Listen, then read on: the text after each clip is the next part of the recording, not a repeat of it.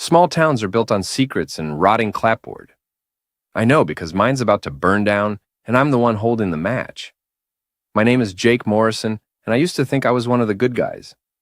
42 years old, calloused hands from 20 years of custom carpentry, still in decent shape from my boxing days. I built half the decks in Millbrook Harbor, fixed more leaky roofs than I can count, and never cheated on my taxes or my wife. That last part was my first mistake. It's 2 in the morning and I'm under the kitchen sink with a wrench, listening to water drip into a rusty bucket. The house creaks around me like old bones. This colonial has been in my family for 3 generations, and it shows every year of wear. Paint peeling on the shutters, gutters that sag like tired eyelids, hardwood floors scarred by decades of boots and bad decisions. Above me, I hear Amelia's voice drifting down from our bedroom. My wife of 18 years, talking in that low, breathy tone she used to reserve for me. Now she saves it for her phone calls at midnight. "I can't wait much longer," she whispers. "He's getting suspicious."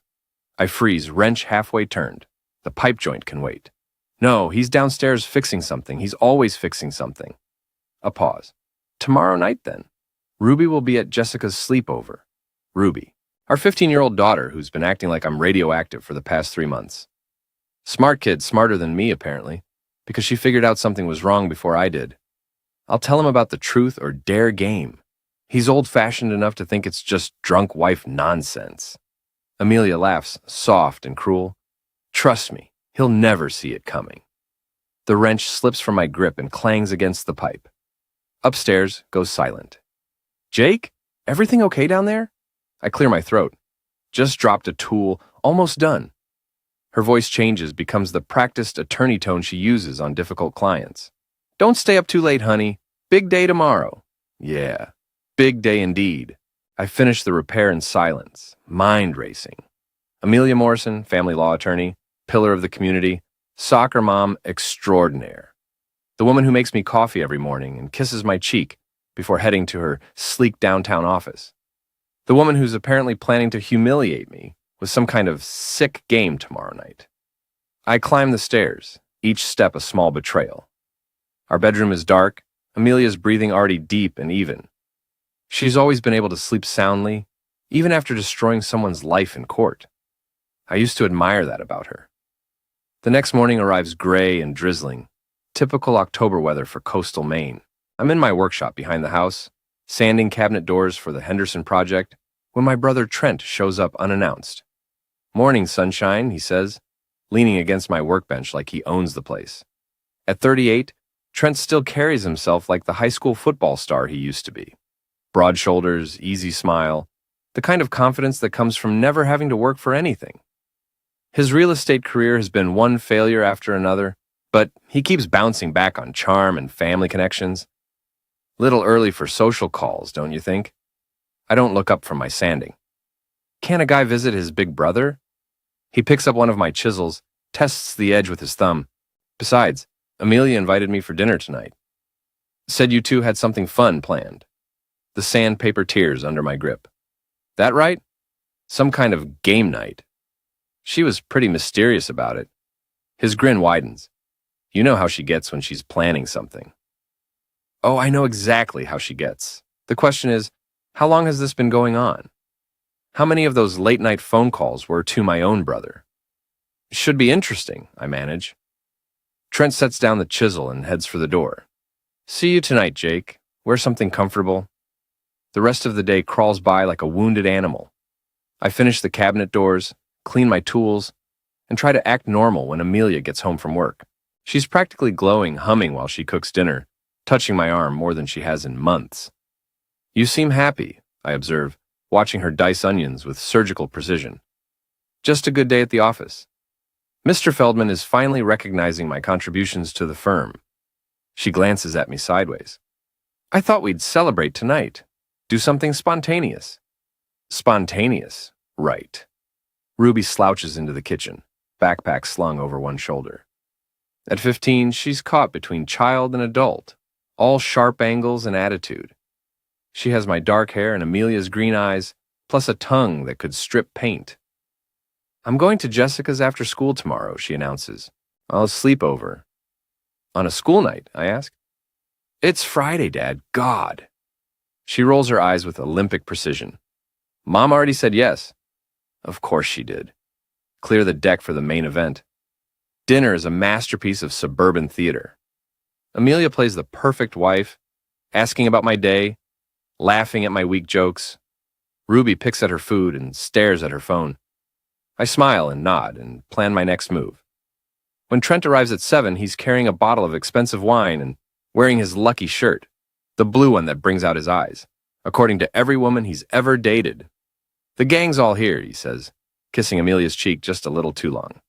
We settle in the living room with drinks. Amelia's changed into a black dress that shows off her figure, the one she wore on our anniversary 3 years ago.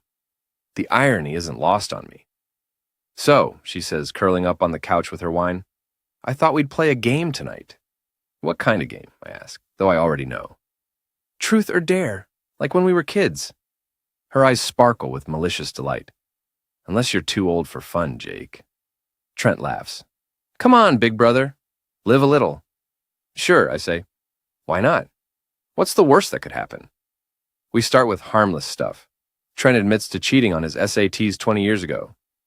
Amelia confesses she never liked my mother's pot roast. I tell them about the time I accidentally drove off without paying for gas and went back the next day to settle up. Then Amelia gets that look in her eyes, the one she wears when she's about to destroy someone's marriage settlement. My turn, she says. Jake, truth or dare? Dare. The word tastes like copper. She leans forward, voice dropping to that midnight whisper I heard last night. I dare you to watch while I show Trent how much I appreciate him. The room goes silent except for the grandfather clock ticking in the corner. Trent's face flushes red, but he doesn't look surprised. He looks excited. Amelia, he starts, but she cuts him off. It's just a game, baby. Jake's a big boy. He can handle it. She stands up, smoothing down her dress. Can't you, Jake? I set down my beer very carefully. You know what? You're right. I am a big boy. Old enough to play games properly. What do you mean? She asks. I mean, if we're doing this, we should do it right. Handcuffs and everything. Really commit to the fantasy. Trent shifts uncomfortably. Handcuffs? Oh, come on. Where's your sense of adventure? I stand up, stretching like I'm working out a kink in my back. I've got some restraints upstairs, left over from, well, you don't need the details. Amelia's eyes narrow. She's trying to figure out my angle, but 18 years of marriage has taught me to hide my thoughts when necessary. Fine, she says finally, but just for a few minutes. Of course, just for fun. I head upstairs to our bedroom, heart hammering against my ribs. In the closet, behind my winter coats, I find what I'm looking for. Not Zex toys, but the zip ties I use for cable management in my workshop. Strong enough to hold a grown man, thin enough to hide in my palm. When I come back downstairs, Amelia is sitting on Trent's lap, whispering something in his ear. They break apart when they see me, but not quickly enough. Ready for some real fun? I ask. What happens next is almost too easy. Amelia, drunk on wine and anticipation, lets me secure her wrists to the headboard of our marriage bed. She's giggling, playing the part of the naughty wife. Trent watches from the doorway, shifting his weight like a boxer before a fight. Your turn, I tell him. I don't think... Come on, Trent. Fair is fair. She took her turn. Peer pressure is a hell of a thing. 5 minutes later, my brother is zip-tied to the chair in the corner, and my wife is starting to realize this isn't the game she thought we were playing. Jake, Amelia says, voice sharp with the first edge of fear, this isn't funny anymore. Funny? Who said anything about funny? I sit on the edge of the bed, just out of her reach. I thought we were playing truth or dare. Let us go, now. Truth or dare, Amelia? Jake, truth or dare? She flinches at my volume. In the corner, Trent is working at his restraints, but I know knots. I know them very well. Truth, she whispers. How long? She stares at me, green eyes wide with something between guilt and calculation. How long have you been screwing my brother? The question hangs in the air like smoke. Outside, rain begins pattering against the windows. 6 months, she says finally.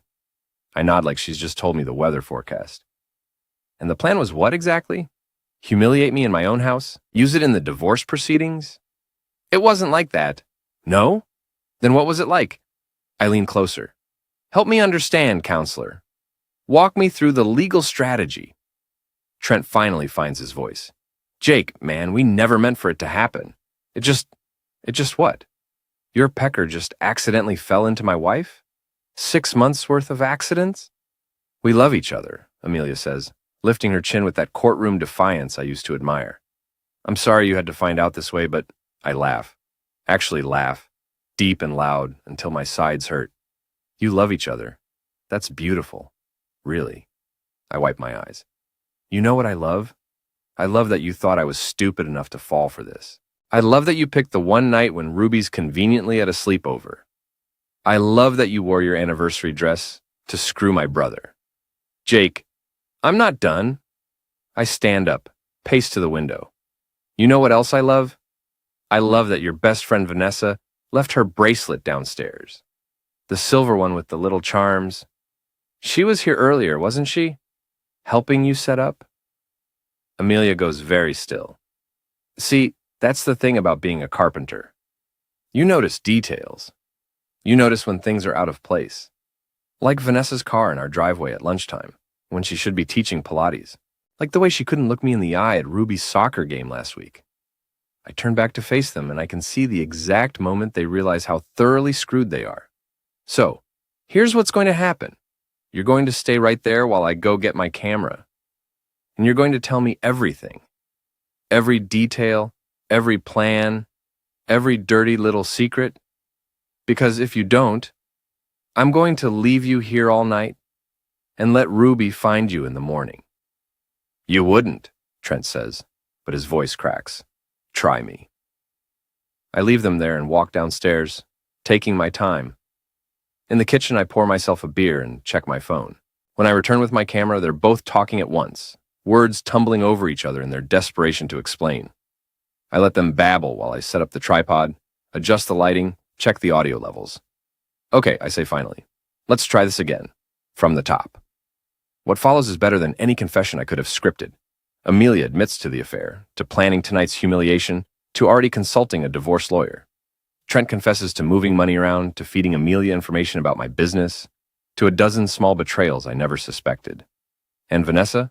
Sweet, helpful Vanessa, who's been like a sister to Amelia for 15 years? She's the mastermind.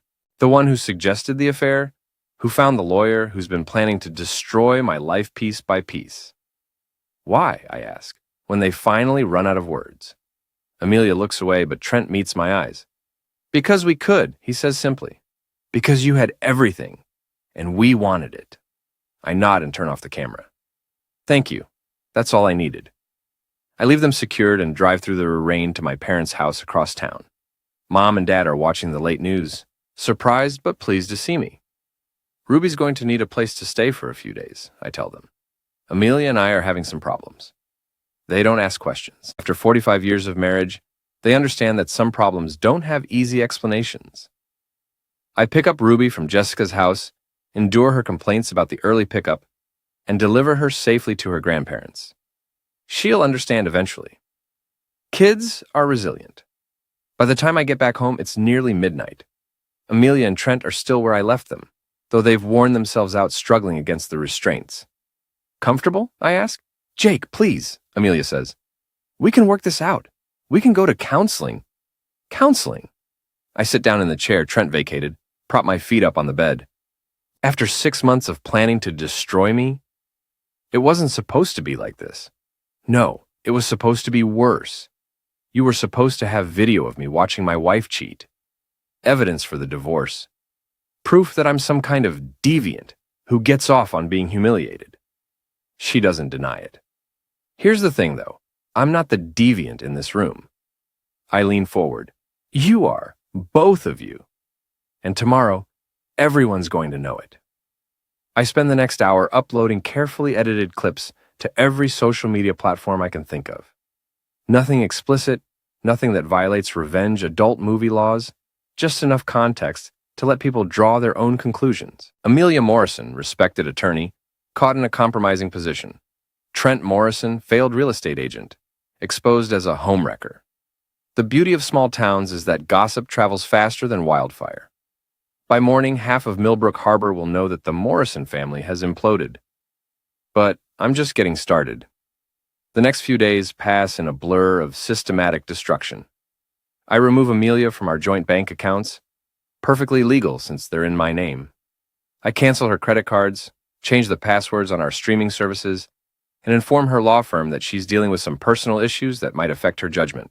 Trent's motorcycle, his pride and joy, gets listed on Craigslist for $50. Garage sale special, the ad reads. One home wrecker bike, barely used brain included. It sells in 20 minutes. I visit Big Ed's bar, the local dive where everyone goes to drink away their problems. Ed Kowalski's an old friend from my boxing days, a retired cop who's seen every kind of human stupidity imaginable.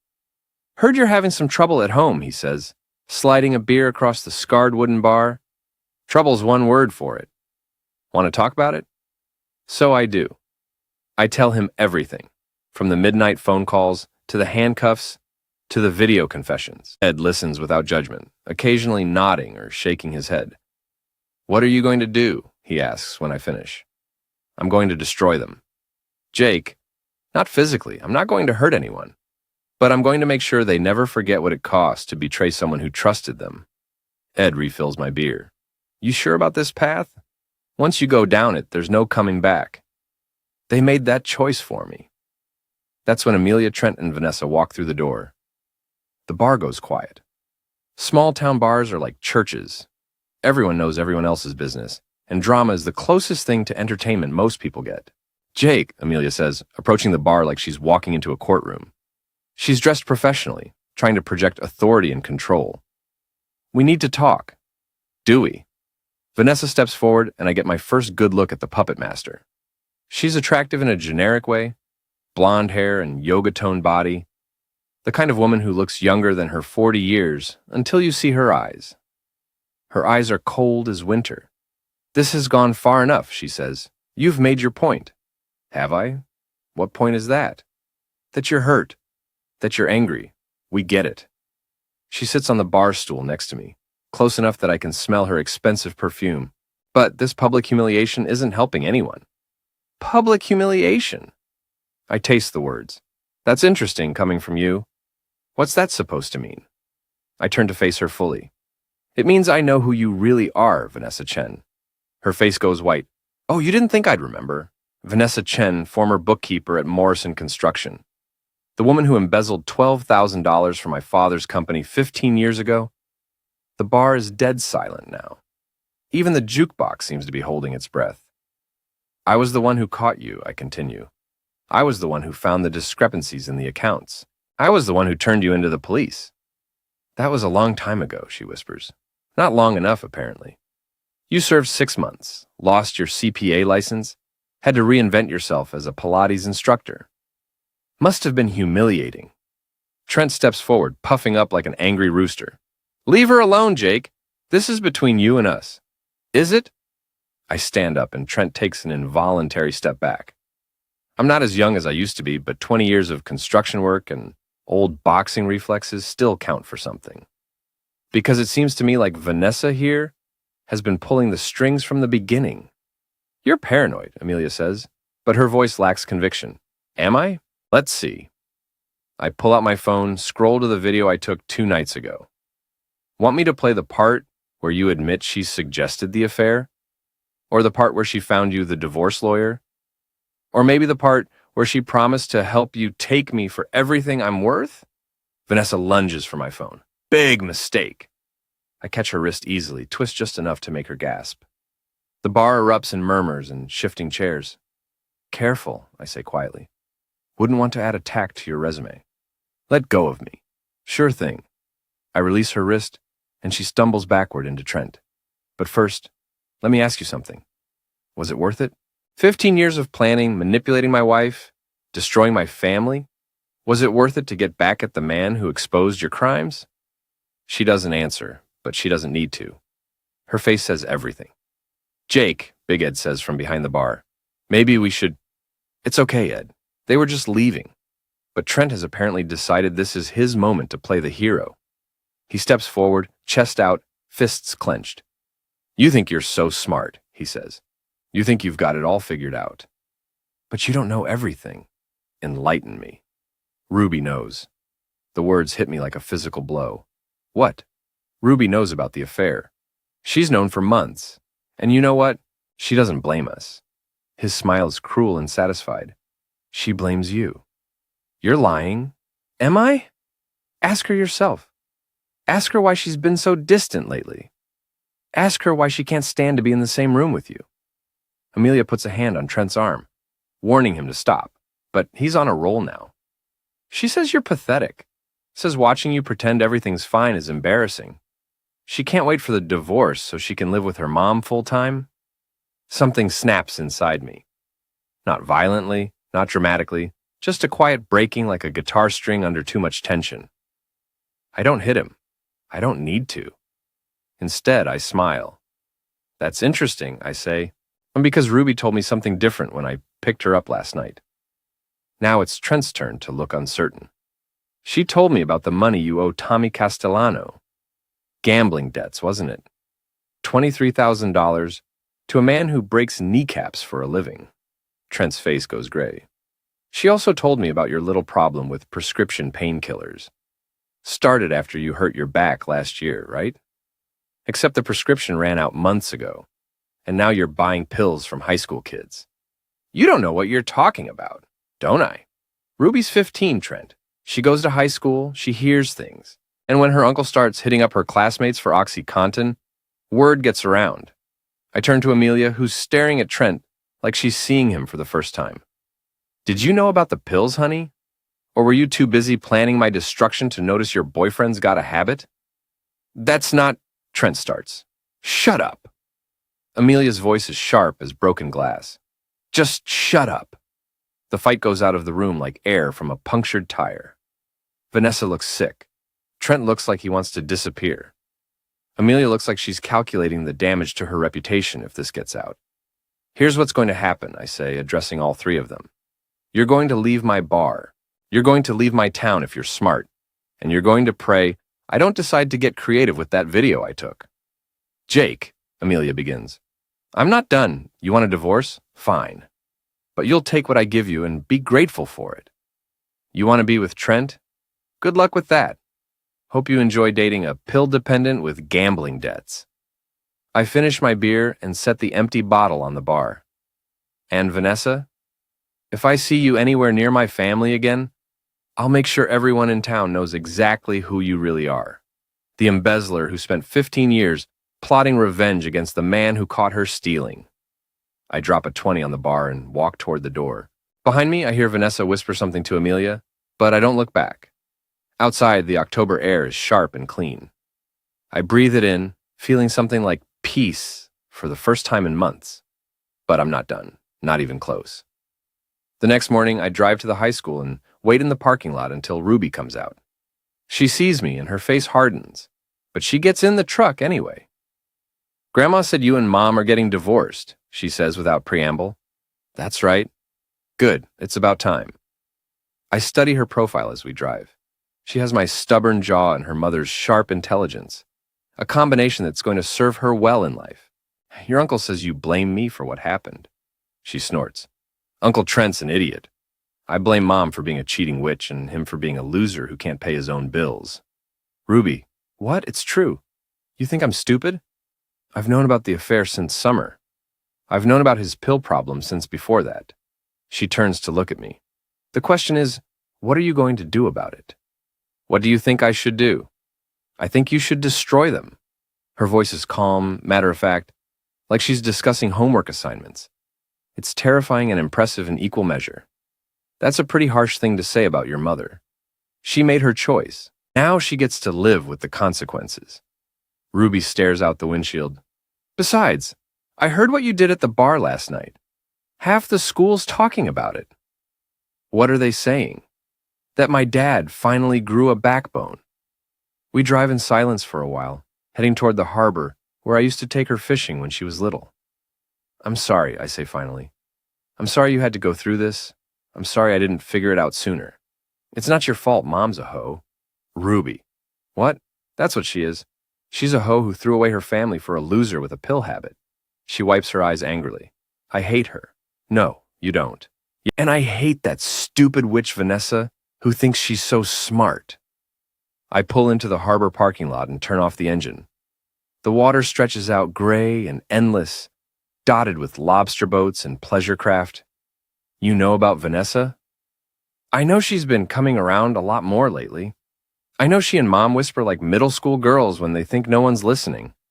I know she hates you for some reason. Ruby turns to face me. What I don't know is why you haven't destroyed her yet.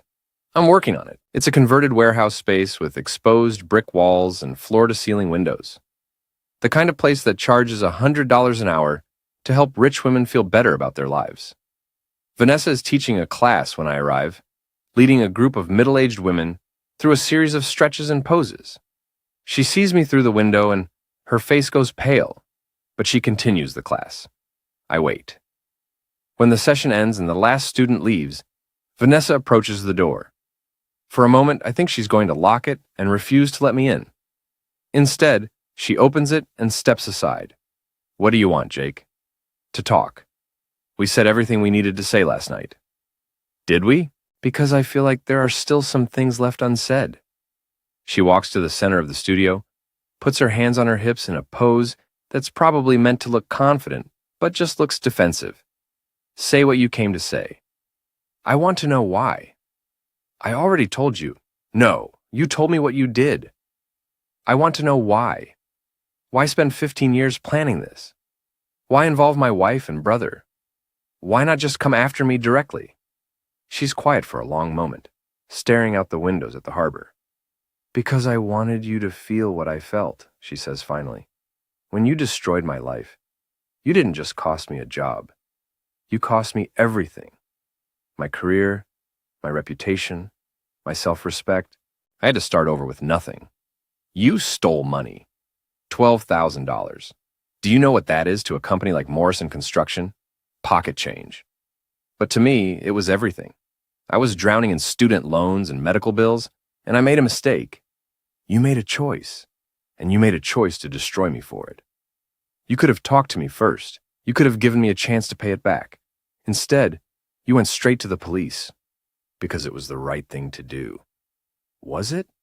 Was destroying a young woman's life really the right thing to do? Or were you just following the rules because it was easier than showing compassion? I don't answer because part of me knows she's right. I was 27 years old, fresh from taking over my father's business, eager to prove I could be tough when necessary. I never considered alternatives.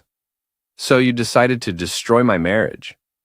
I decided to show you what it feels like to lose everything you care about. Her voice is getting stronger, more confident. And it worked. Your wife doesn't love you anymore. Your brother betrayed you.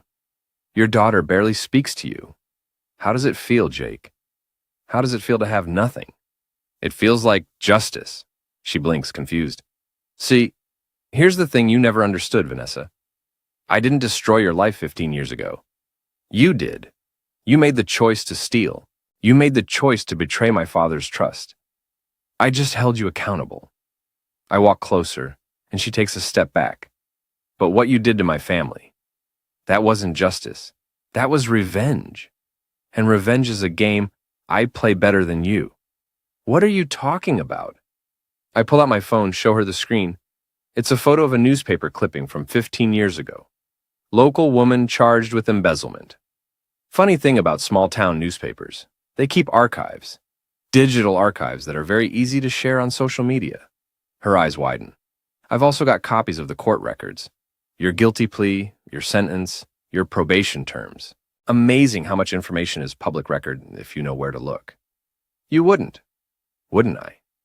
See, the thing about your Pilates studio is that it depends on reputation. Rich women don't want to exercise with criminals. They don't want their friends to know they associate with thieves. I served my time, I paid my debt to society. Did you? Because from where I'm standing, it looks like you spent 15 years plotting to destroy an innocent family. That doesn't sound like someone who's learned from their mistakes. I put my phone away and head for the door.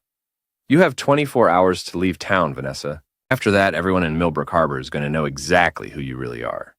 Jake, wait. 24 hours. I leave her standing in her pristine studio, surrounded by the life she built on lies and revenge. The next morning, I wake up early and drive to the town hall. Millbrook Harbor has a monthly selectmen's meeting, and today's agenda includes a discussion of the annual Halloween festival. It's boring civic business, the kind of thing that usually draws maybe a dozen residents. Today, there are 50 people in the room. Word travels fast in small towns, and everyone wants to see the Morrison family drama play out in public. I take a seat in the back and wait for my moment. The meeting drones on through budget discussions and permit approvals. Then, during the public comment period, I stand up. Jake Morrison, I announce, resident of Elm Street for 42 years. The room goes silent. Even the selectmen lean forward in their chairs. I want to talk about trust, I begin. About what happens when the people you rely on betray that trust. For the next 10 minutes, I tell the story. Not the private details, not the bedroom drama, but the public facts. How my wife and brother conspired to destroy my family. How a convicted embezzler manipulated them for her own revenge. How lies and betrayal can poison a community. When I finish, the room is dead quiet. I'm not asking for sympathy, I say. I'm just asking people to remember that actions have consequences. And sometimes those consequences last longer than we expect. I sit down and the meeting continues, but I can see the looks on people's faces, the whispered conversations, the way information spreads like ripples in a pond. By evening, everyone in town knows the whole story. That night, Trent shows up at my house. He looks terrible, unshaven, hollow-eyed, like he hasn't slept in days. "We need to talk," he says. "Do we?" "Jake, please, I'm your brother." "Are you?" Because brothers don't usually try to destroy each other's lives. He follows me into the kitchen, where I'm making dinner for one. Ruby's still staying with my parents, and the house feels empty without her. "I'm sorry," he says. "I know that doesn't mean much, but I am. I never meant for it to go this far." "How far did you mean for it to go?" "I don't know. I wasn't thinking clearly. The pills, the gambling debts, Vanessa promising she could help me get back on my feet." He trails off, stares at his hands. "I was desperate. So you decided to destroy me. I thought if Amelia divorced you, she'd get half of everything. The house, the business, the savings. And if we were together, I'd have access to that money. I could pay off my debts, get clean, start over. With my wife and my money. I know how it sounds. It sounds like you're a pathetic piece of crap who sold out his own brother for pill money." He flinches like I hit him. "I need help, Jake. I'm in real trouble. Tommy Castellanos' people came by yesterday. They're not going to wait much longer. That's not my problem. Please, I'm begging you. I'll do anything." I set down my fork and really look at him. This is my little brother, the kid I taught to throw a football, the teenager I bailed out of jail after his first DUI. Somewhere along the way, he became this hollow shell of a man, willing to betray anyone for his next fix. "There's one thing you can do," I say finally. "Anything. Tell the truth, all of it, on camera. Jake, you want my help? That's the price. You tell everyone exactly what happened, who was involved, and why you did it. You take full responsibility for your choices. If I do that, Vanessa will..." "Vanessa will what?" "She's leaving town tomorrow anyway. Unless you'd rather deal with Tommy Castellanos' people." He's quiet for a long time, weighing his options. "Okay," he says finally. "I'll do it." The next morning, I set up my camera in the workshop and record Trent's confession. It's brutal and complete. 20 minutes of him detailing every aspect of the conspiracy, every betrayal, every lie. When he's done, he looks like he's aged 10 years. "What happens now?" he asks. "Now you check yourself into rehab. Clean rehab, not the kind where you can smuggle in pills. And you stay away from my family until you're sober. And if I do that? If you do that, and if you stay clean for a year, I'll help you with your debt. Not because you deserve it, but because you're my brother, and I don't want you to die." He nods, tears streaming down his face. "Thank you. Don't thank me yet. Thank me when you're clean." That afternoon, I visit Amelia at her office, the sleek downtown law firm where she's worked for 8 years, climbing the ladder toward partnership. Her secretary tries to stop me, but I walk past her into Amelia's corner office.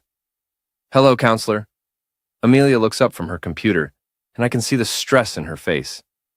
Dark circles under her eyes, hair not quite as perfect as usual, The kind of wear that comes from having your life fall apart in public. Jake, what are you doing here?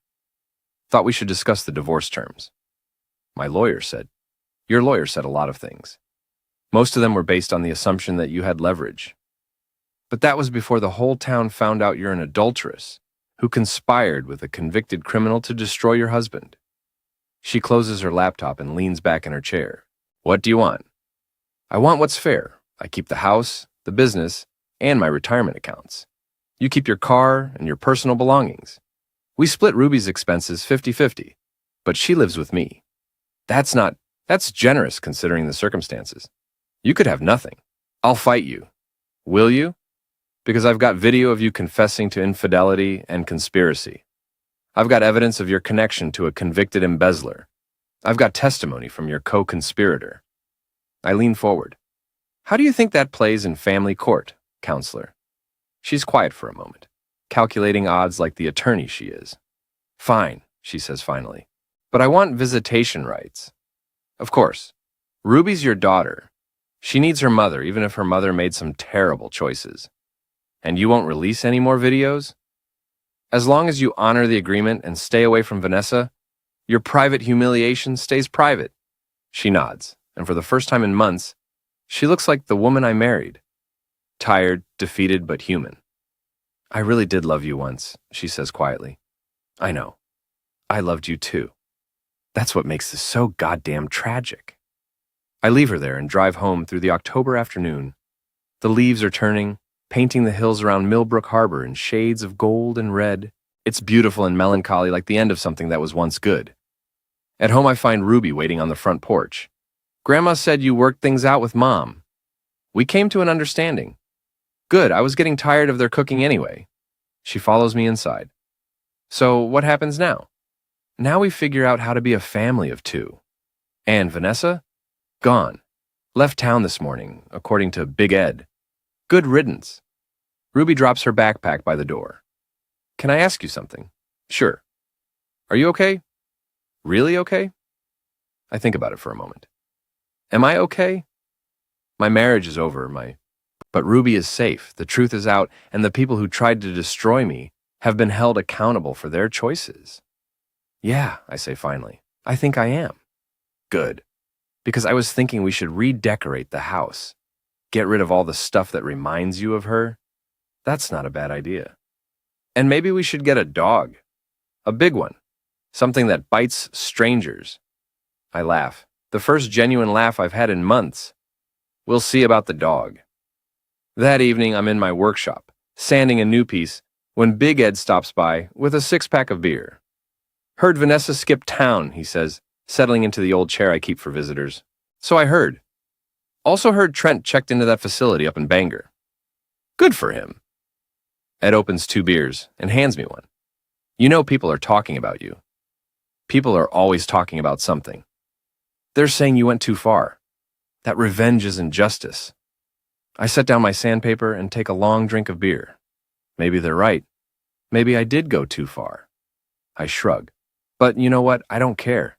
They tried to destroy me, and I destroyed them first. That's not justice. It's survival. And you're okay with that? Ed, 15 years ago, I caught an employee stealing from my father's company. I did the right thing, followed the rules, held her accountable, and she spent the next decade and a half plotting to destroy my life in return. So maybe doing the right thing isn't enough. Maybe sometimes you have to be the villain to protect the people you love. Ed nods slowly, understanding. Your daughter's lucky to have you. I'm the one who's lucky. She's the only good thing to come out of this mess. We drink in comfortable silence. 2 middle-aged men who've seen enough of the world to know that justice and revenge aren't always different things. Later that night, after Ed leaves, I sit on my front porch and look out at the town I've called home for 4 decades. Lights twinkle in windows, families settling in for the evening, the ordinary magic of people living their lives. Tomorrow there will be new gossip, new dramas, new betrayals and reconciliations. The Morrison family scandal will fade into local legend. Just another story people tell about the time someone went too far. But tonight, for the first time in months, My house is peaceful. Ruby is upstairs doing homework. The mortgage is paid, and the people who tried to destroy us are gone. I'm not a hero. I'm probably not even a good man anymore. But I'm a father who protected his daughter, and sometimes that's enough. In the distance, a church bell chimes 10 o'clock, and I head inside to lock up for the night. Tomorrow will bring new challenges, new problems to solve, new battles to fight. But tonight, the villain next door is just a man who won.